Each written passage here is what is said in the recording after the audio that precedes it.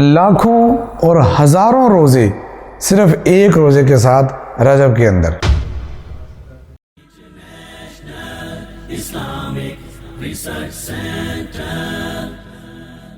السلام علیکم ورحمۃ اللہ وبرکاتہ۔ ایک دوست نے یہ سوال پوچھا ہے کہ ہمارے ہاں یہ معروف ہے کہ رجب کے اندر جو پہلی جمعرات آتی ہے، اس جمعرات کو اگر کوئی بندہ ایک روزہ رکھتا ہے تو لاکھوں اور ہزاروں روزوں کا ثواب ایک روزے کی وجہ سے ملتا ہے رجب کے اندر، اور اس کے ساتھ اللہ رب العزت انسان کے سابقہ گناہوں کو بھی معاف فرما دیتے ہیں۔ اس کی شرعی حیثیت کیا ہے؟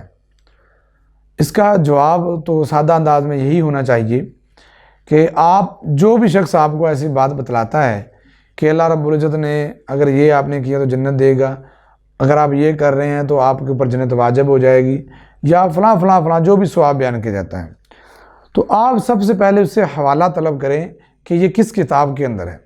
یعنی کہ یہ حدیث کی کون سی کتاب ہے۔ اگر وہ آپ کو کتاب اور اس کا حوالہ یعنی کہ حدیث نمبر یا صفحہ نمبر بتا دیتا ہے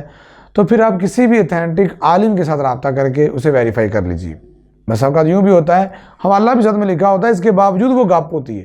اس کا کوئی بھی سچائی یا صداقت کے ساتھ تعلق نہیں ہوتا۔ ایسے ہی یہ بھی بات ہے، اب یہ نہ تو قرآن پاک کی کسی آیت میں ہے اور نہ ہی احادیث صحیحہ، بلکہ صحیحہ کیا، اہل سنت کی تمام جو احادیث کی کتب ہیں اس میں کہیں بھی یہ روایت نہیں ملتی کہ جی یہ ایک روزہ رجب میں رکھیں اور اتنا زیادہ اجر و ثواب کہ ہزاروں اور لاکھوں روزوں کا ثواب مل جائے گا صرف ایک روزے کی بنا پہ۔ ایسا کسی بھی صحیح حدیث کے اندر نہیں آتا۔ ہاں، بعض اہل روافض جو ہیں ان کی کتاب میں یہ کذاب اور مفتری قسم کے جو ان کے راوی ہیں انہوں نے اس کو گڑھا ہوا ہے، اور رجب کے اندر اس کو بیان کیا جاتا ہے اور لوگوں کو یہاں پہ موٹیویٹ کیا جاتا ہے کہ وہ جو اس کی پہلی جمعرات ہے رجب کی اس میں یہ روزہ رکھیں اور اس کا پھر ان کو اتنا بڑا اجر ملے گا، جبکہ یہ صحیح سند کے ساتھ کہیں بھی نہیں ملتا۔ یہ ایک من گڑت سی بات ہے جس کا اسلام میں کوئی وجود نہیں ہے۔